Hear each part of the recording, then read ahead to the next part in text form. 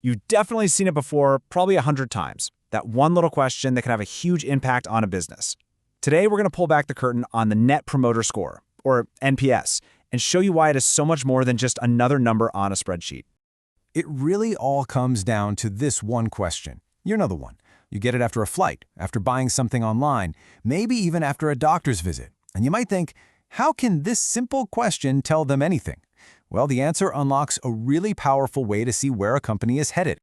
See, this 0 to 10 scale is where things get interesting. It's not about just averaging all the scores together. Nope, it's about spotting the 3 totally different groups of customers that this rating reveals. It kind of taps into a basic human truth, right? A 7 or an 8 score, that means you're pretty satisfied, but you're not, raving about it. Real loyalty, the kind that actually grows a business, that requires some genuine enthusiasm. Okay. So how do we go from these individual ratings to one powerful predictive score? Let's break down the super simple math that tells us so much about the health of a company. So every single customer falls into one of 3 buckets. First up, you've got your promoters. These are the people giving you a 9 or a 10. Think of them as your own personal street team, your unpaid brand ambassadors who are telling everyone they know how great you are. Then, on the other end, you have your detractors. These are the folks scoring you from 0 to 6. And they aren't just unhappy, they can be a real liability, actively telling people to stay away. And stuck right in the middle, at 7 and 8, are the passives. I mean, they're fine, they're satisfied enough, but their loyalty, it's totally up for grabs by the next shiny object that comes along. And the calculation itself is, well, it's refreshingly simple. You just take the percentage of your promoters and you subtract the percentage of your detractors. That's it. So what about the passives? They're neutral, they're sitting on the fence, so they don't even get factored into the final score. Let's just walk through a really quick example. Imagine you survey 100 people. If 60 of them are promoters and 20 are detractors, your math is just 60% minus 20%. And boom, that gives you a net promoter score of plus 40. And this score, it can go all the way from a disastrous minus 100 to a perfect plus 100. So now that we get the what and the how of NPS, let's get to the important part, the why. And to really feel its impact, we're going to look at an industry where the stakes are, quite literally, life and death, healthcare. We're talking about a $1.6 trillion global market. Let that sink in. In an industry this massive, the patient experience isn't some fluffy, nice-to-have metric. It is the absolute bedrock of success. And you better believe the industry leaders are paying close attention. A huge 88% of healthcare executives say that understanding the patient experience is a top priority for them. They know they need a reliable way to measure it. And when it comes to choosing that metric, there's a really clear winner. 41% of business leaders trust NPS more than any other, putting it way ahead of things like customer satisfaction or customer effort score. When the pressure is on, leaders are betting on NPS.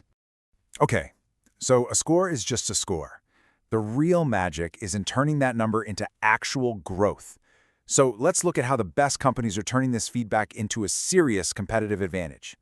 But first, we need some context. Like, what even is a good score? Well, anything above 0 means you have more fans than critics, so that's a decent start.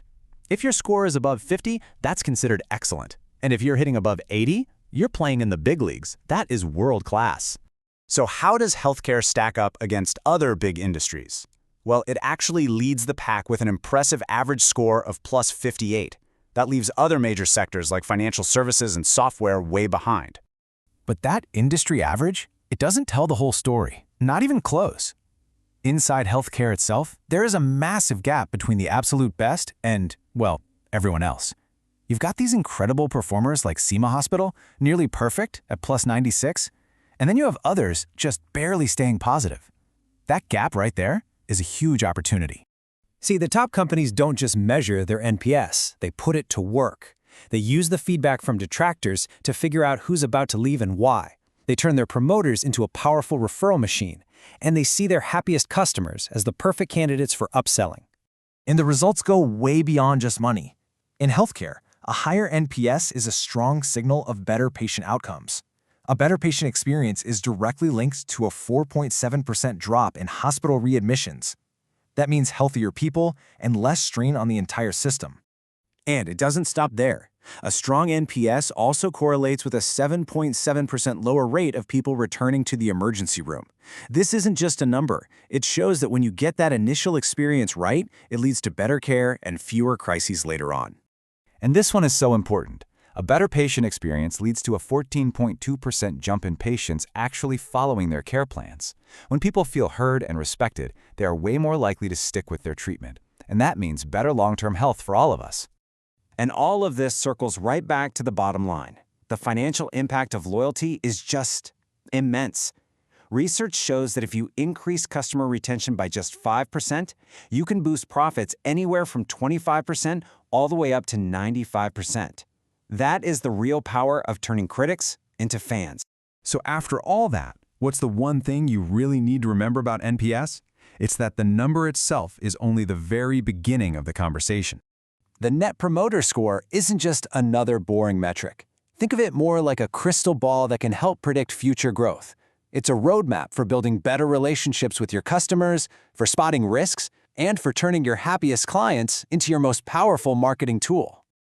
So, the next time you get asked that simple question, remember just how powerful your answer is. Are you a promoter, a passive, a detractor? Your score is part of a story that's shaping the future of that company. Thanks for tuning in.